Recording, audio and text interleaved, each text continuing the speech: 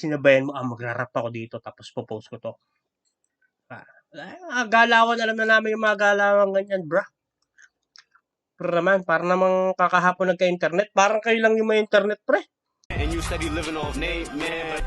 Taas ang kamay. Ay asara sa di kami mababa. Di mabenta. Kamay to si Adik. What's up sa inyo lahat? Yung mga fucking boy na naman. Kumusta kayo? Alam niyo na kung sino to. Ron is not nice nga pala mga tol. Kung gusto nyo magpagawa sa akin ng reaction video, sa inyo lang dito, i-comment nyo or dun sa Facebook page ko. May page din ako mga tol, Ron is not nice. Search nyo lang dun mga tol. Para makapag-send kayo dun kung anong shit na gusto nyo ipanood sa akin pag ng reaction video. Yo her! Sana okay lang kayo palagi dyan syempre. Alam nyo, sana ginagawa nyo lang yung mga gusto nyo gawin sa buhay. Hanggat wala kayong inaapakang sanang tao. So yeah, may bago na naman mga tol. May re-reactionan tayo mga tol. Inalayan ko ng awit ang idol ng lahat. Alright. Sino to? Ano ba to? Daw? At tinaguri ang King of Philippine Rap. So si Francis M to mga tol. Nakikita nyo naman sa screen. Sir Francis Magalona. Kahit wala ka na, di ka pa rin mawawala yung mga kahit wala ka na, di pa rin mawawala yung mga iniwan mong musika. Yeah! So yeah, credits to the owner, syempre, kung sino may-ari nito. Hindi ko alam kung sino may-ari nito. Itong si Sir Geno Macjansky Soto.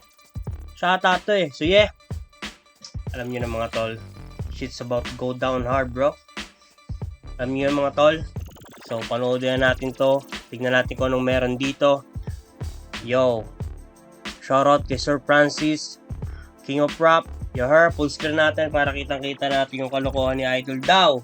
Nasabi sa comment, nabasa ko doon na talagang ewan. Tingnan natin. Let's go, homie. Show me some homie.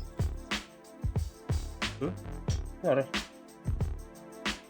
Let's play this shit, homie. Right, homie. Hanggang mabahala, may nagbabantay sa Yo, bro. The fuck is this? Hanggang mabahala, may Bro, homie's not ready, bro. Hindi pa ready si homie. nag-aabang sa sulok at may hawak na patalim. Lagi minomontage pa nung isang nasa likod, oh. Ginagawa pa niya ng montage. Ito natin. Let's go. Hanggang mabahala, may nagbabantay sa Bro, sintonato ka yung shit. nag-aabang sa sulok at may hawak na patalim. Come on, man. Di ka hiyan na muli pang masaktan. Huwag ka nang matakot sa dilim. Yeah. Yeah. Ito ay kwentong hango ng galing sa dalawang taong nagmamahalan ng tunay ang hali, Elsa at Lando. At parang pagkakatao ay nakakandado dahil magkalayo ang uri ng buhay ng estado. Ng buhay ni Lando di nalalayo sa marami. Sinunog ng araw ang kulay, balat at marami. Nang galyo ng pawis ang kanyang naidilig sa lupa upang ang gutom di na masukli ang panganan luha, habang ang babaeng kanyang minamakal ay sagana. Ngunit kabilang sa pamilya na di na alintano, pakikipagkapwa-tao sa mga tulad niya ng Bro, ang pinagkakagawa mo, bro. The hell's wrong with you, bro? Yo.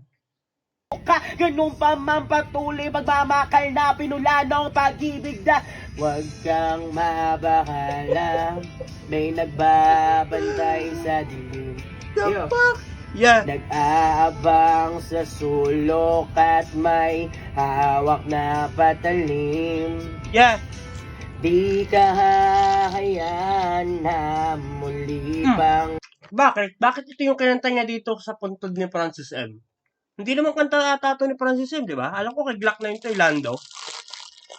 Siguro dahil homie ni Francis M si Glock 9, kaya kinanta niya. Not sure. masaktan. Huwag ka nang matakot sa dilim. Yung sabay Bro.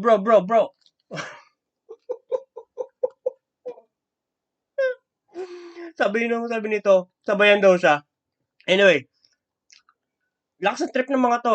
Gabi nagpunta. Hindi ko alam kung anong araw, siguro undas yan or hindi ko alam. Lakas ng trip na trip lang siguro nila tong mag-video ng ganito sa puntod ni Francis M. Trip lang siguro nila. na muli pang masaktan. Ako sabi niya, sabayan niyo ako. Huwag ka nang matakot sa dilim. Yung sabay nga ako sa mga nakakasalam. Kahit na ano pang bagay ang pilit na ihadlang, sino man ay walong makakapigil sa pag-akbang ng mga paang nang nais na ang marating ang ligaya. Niyayo magtanan di nagatubili na sumama. Hawak ang pangarap at pangako sa isa't isa, na pagkalayo-layo na nandi na mamuhay ng may kaba, dahil alam nila sa Boy, hindi ko alam kung anong trip mo, kung talagang binabasa mo na, may beat na yan.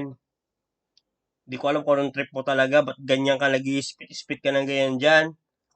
bawat isa'y nakaloon ang pagmamahalan ng tangi nilang sinasandalon. Walang iba pang bagay na silang makikiling, kundi isang pamilya sa loob ng apat na dingding, sa isang bubong na maaring tawaging tahanan. Bakit may pangit na kabanatang kailangan pa daanan pa? Huwag kang mabahala.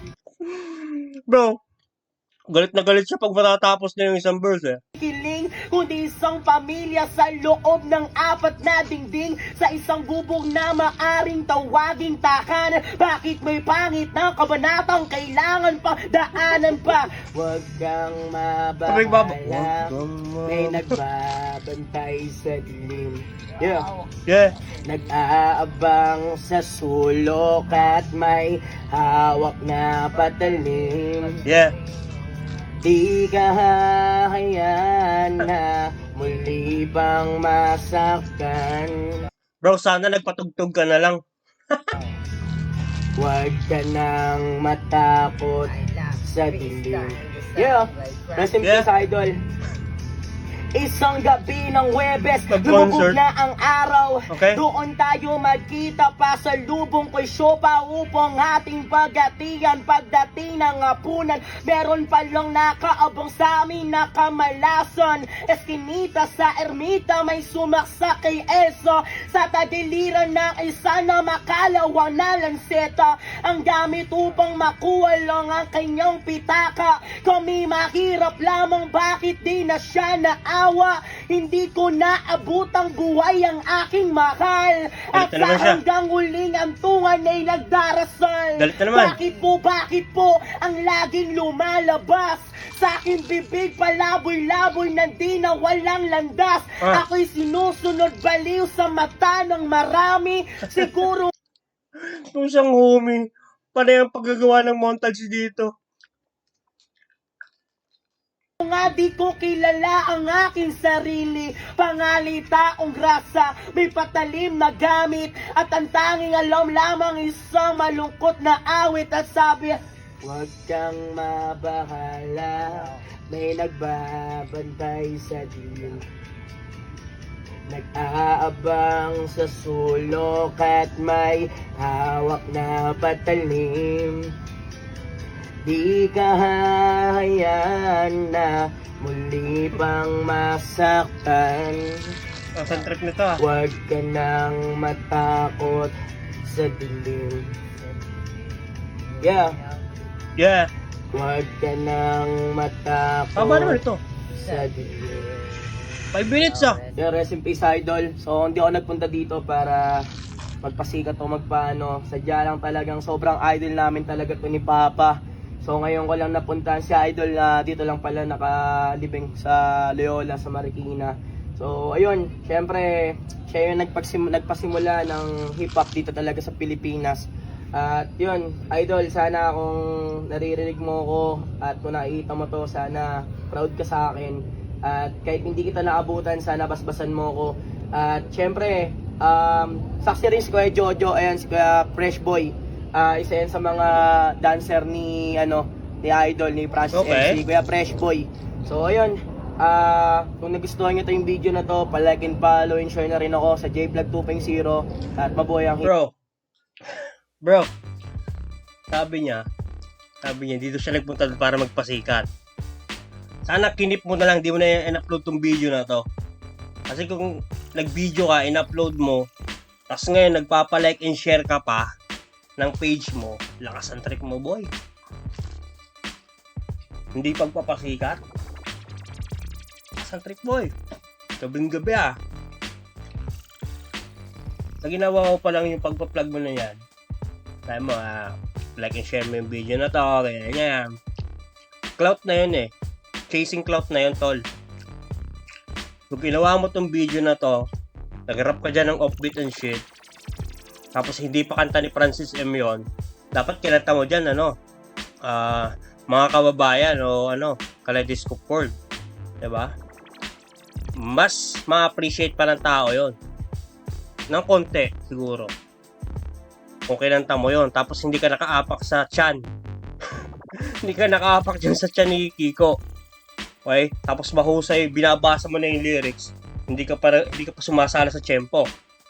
Maniniwala pa ako doon. Pwede, malupit na respeto yon para sa akin. Pero yan siguro, this oras ng gabi, nagbibideo-video ka dyan. Diba? Nagsisisigaw-sigaw ka dyan. Diba? Tapos bandang huli, hindi ako nagpunta dito para magpasikat. Tapos, like and share yung mga What the hell is wrong with you, homie? Basahin natin yung mga comment, mga tol. Puto.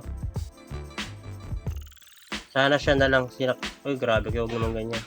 Ang dami nyo dyan, nalaman lang. Asa na ba yung pamalo? Mga gagi talaga sa comment. na patali.